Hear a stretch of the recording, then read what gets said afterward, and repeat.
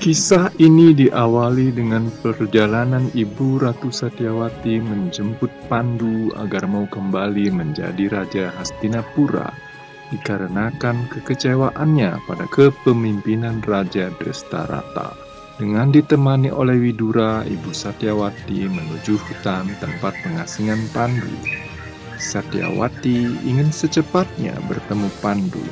Namun perjalanannya harus tertunda karena prajurit pengawal yang mengiringi memerlukan waktu untuk beristirahat. Di tempat lain di tengah hutan, anak-anak Pandu sedang bermain. Di tengah permainan, Sahadewa mendapat firasat buruk dan buru-buru pulang menemui Ibu Kunti.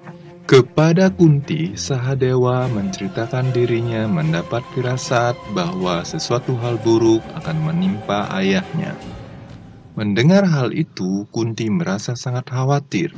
Segera bertanya di mana keberadaan Pandu kepada Sahadewa. Sahadewa menjawab bahwa ayahnya sedang bersama Ibu Madrim mencari bunga untuk pemujaan. Kunti segera mencari Pandu setelah meminta anak-anaknya untuk tetap tinggal di tempatnya. Tetaplah di sini bersama saudara-saudaramu. Ibu akan segera kembali. Kunti terbayang firasat buruk Sahadewa dan teringat dengan kutukan Resi Kindama terhadap suaminya. Bahwa kalau aku berhubungan dengan wanita manapun, aku akan mati pada saat itu juga. Di tempat lain, Pandu sedang bermain bersama Dewi Madri di tengah kebun bunga yang indah. Mereka bercanda mesra seperti sepasang kekasih yang sedang dimabuk cinta. Sedangkan di tempat lainnya, Kunti dengan penuh rasa cemas dan khawatir mencari-cari suaminya. Tuanku! Tuanku! Pandu dan Dewi Madri benar-benar terlena dan terbawa oleh suasana indahnya bunga-bunga. Pandu pun tergoda oleh keindahan tubuh Dewi Madri. Lalu terjadilah hubungan antara Pandu dan Madri yang selama ini selalu dihindari. Maka seperti kutukan Resi Kindama, Pandu pun tewas seketika. Saat Kunti menemukan suaminya, semua sudah terlambat, semua sudah terjadi. Takdir tak bisa diputar kembali, hanya tangis dan kesedihan yang kini tersisa. Madri menangis dengan terisak-isak, namun Kunti menangis dalam kesabarannya. Dalam kesedihannya, Kunti mengungkapkan kenangan indah bersama Pandu yang selalu mampu membuat pikirannya tentram saat dekat dengan suaminya. Namun sayang, kesempatan untuk bermadu kasih tidak pernah dimilikinya. Madri sambil terisak menyatakan bahwa selama hidupnya Pandu selalu memuji Kunti. Buat Pandu, kecantikan Kunti adalah perhiasan bagi karakternya yang baik, bukan sebaliknya untuk menyamarkan karakternya yang buruk. Madri pun mengakui bahwa selama ini ia selalu berusaha bersaing dengan Kunti, walaupun hasilnya selalu gagal. Madri merasa sangat berdosa karena kutukan yang diterima oleh suaminya itu berawal dari keinginannya. Dan kini kutukan itu menjadi kenyataan juga karena dirinya. Untuk menebus semua dosa-dosanya itu, maka ia akan ikut pergi bersama suaminya. Dan karena aku juga, kutukan itu jadi kenyataan hari ini.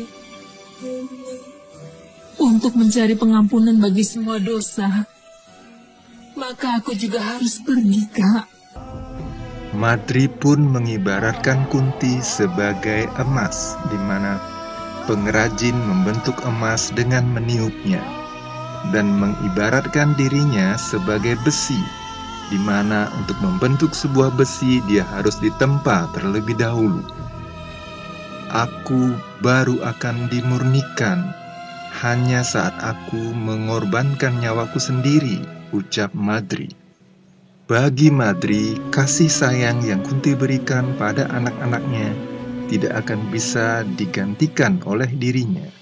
Untuk itu, Madri mohon izin diberi kesempatan melayani suaminya di alam nirwana. Namun Kunti tidak menyetujui hal itu. Baginya itu adalah hak dirinya sebagai istri pertama dari Pandu. Tapi aku tidak akan membiarkanmu melakukan itu, Madri. Aku adalah istri pertama dari Yang Mulia. Setelah Kunti mengucapkan kata-kata itu, tiba-tiba Madri terjatuh. Kunti sangat terkejut dan berusaha membangunkan Madri. Dia tidak tahu alasan apa yang akan diberikan pada Nakula dan Sahadewa jika bertanya tentang ibunya. Namun semua itu sia-sia belaka. Dewi Madri telah meninggal.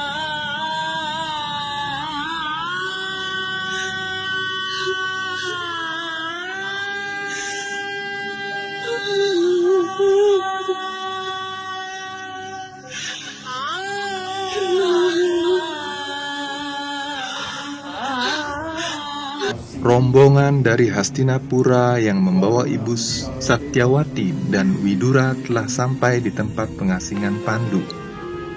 Keretanya terhenti oleh kerumunan banyak orang, lalu Ibu Satyawati dan Widura turun dari kereta dan sangat kaget mendapati tubuh Pandu tergeletak sudah tidak bernyawa dikelilingi oleh anak-anaknya. Tak kuasa menahan kesedihan, Satyawati pun jatuh pingsan. Widura segera menghampiri dan mencoba menolong Ibu Ratu. Ibu Ratu.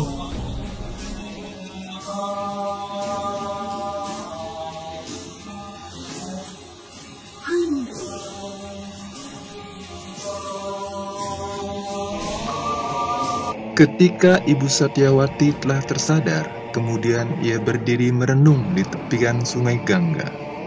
Sementara yang lain mempersiapkan perapian untuk pembakaran jenazah Pandu dan Madri. Saat merenung itu, Satyawati melihat seekor ikan mas tergelepar di padang rumput pinggiran sungai dan akhirnya mati. Hal itu mengingatkannya tentang kenangan bersama suaminya, Raja Santanu. Saat itu, ia menuntut persyaratan sebagai ratu dan hanya keturunannya lah yang berhak menjadi raja. Aku hanya akan tinggal di Hastinapura hanya bila aku menjadi ratu. Raja Santanu saat itu telah mengingatkan bahwa ketamakan ini akan membuat hati Satyawati berdarah. Satyawati sangat menyesali ketamakannya di masa lalu.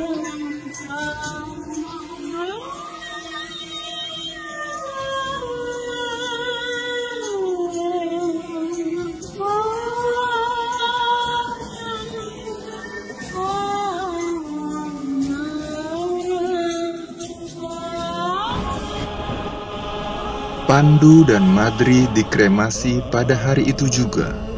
Satyawati dan Widura sangat sedih menyaksikan kejadian ini. Namun, anak-anak Pandu terlihat sangat tegar. Tidak satu pun di antara kelima saudara itu yang terlihat meneteskan air mata. Hal ini membuat Widura heran dan menghampiri anak tertua Yudhistira dan berkata bahwa menangisi kepergian ayahnya bukanlah tindakan seorang pengecut. Jika ia tidak menangis, air mata itu akan berubah menjadi batu yang akan menghancurkan hatinya. Yudhistira menjawab bahwa ia sudah mengetahui akan hal itu. Air mata akan terhapuskan oleh keheningan malam. Tapi kalau aku menangis sekarang, adik-adikku akan kehilangan semua kekuatannya, jawab Yudhistira. Air mata akan terhapuskan oleh keheningan malam. Tapi kalau aku menangis sekarang, kalau aku melakukan itu, adik-adikku akan kehilangan semua kekuatannya. Jawaban Yudhistira membuat Satyawati terharu. Selanjutnya, Widura bertanya kepada si bungsu Sahadewa, kenapa dia tidak menangisi kepergian ayahnya? Kalau aku menangis, maka kakak tertua akan merasa seakan-akan aku tidak punya kepercayaan kepadanya.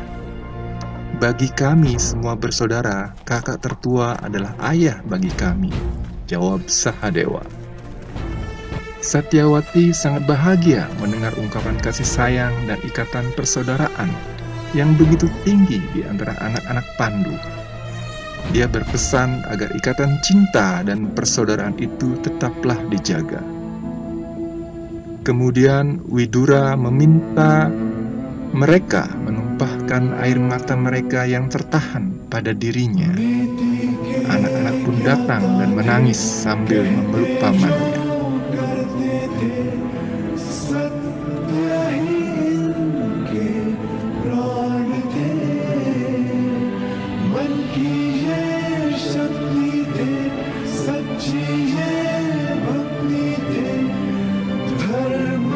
Seluruh Hastinapura berduka mendengar kabar kepergian Pandu untuk selama-lamanya. Begitupun dengan Bhisma, sangat berduka karena telah kehilangan keponakannya yang sangat dicintai. Dia merenungi nasib Hastinapura di pinggiran sungai Gangga. Di tengah hutan, di pinggir sungai, anak-anak Pandu melarung abu ayahnya dan abu ibu Dewi Mantri.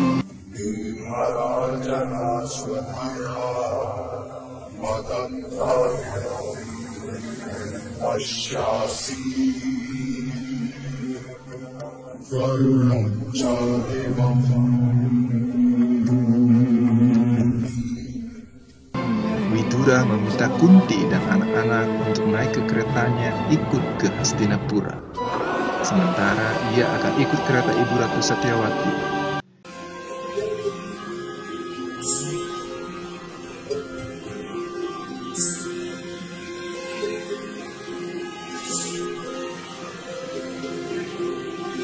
Widura menemui Ibu Ratu Satyawati yang sedang merenung di pinggiran sungai. Widura memberitahukan sudah saatnya untuk kembali ke Hastinapura. Satyawati menjawab bahwa sudah cukup jelas baginya saat ini adalah waktu yang tepat untuk pergi. Widura tidak paham dengan maksud dari Ibu Satyawati. Lalu Satyawati menjelaskan semua dosa-dosanya di masa lalu.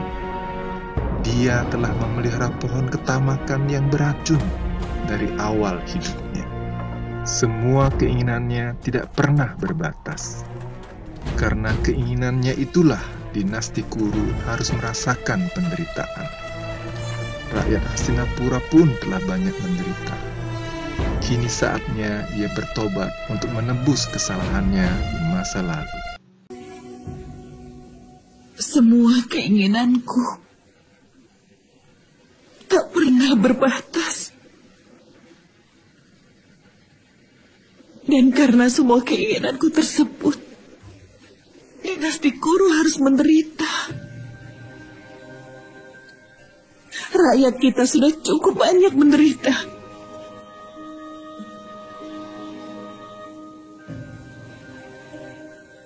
Tapi sekarang adalah saatku untuk bertobat atas dosa-dosaku. Dia telah menulis surat yang berisi pesan bahwa dia tidak akan kembali ke Hastinapura bersama Widura. Tapi Widura memohon bahwa Satyawati tidak bisa mengambil keputusan besar seperti ini seorang diri. Satyawati bersikukuh dan akan menghabiskan waktu hidupnya di pertapaan resi biasa. Ratu Satyawati berpesan kepada Widura bahwa dulu ia membawa seluruh kerajaan Kuru bersamanya. Dan kini seluruh kerajaan Kuru bersama Perdana Menteri Widura. Dan mulai saat ini, Widura yang bertugas menjaga tahta Hastinapura dan menjadikan Yudhistira anak sulung Pandu sebagai raja. Kemudian Ibu Satyawati menyerahkan seluruh perhiasannya kepada Widura.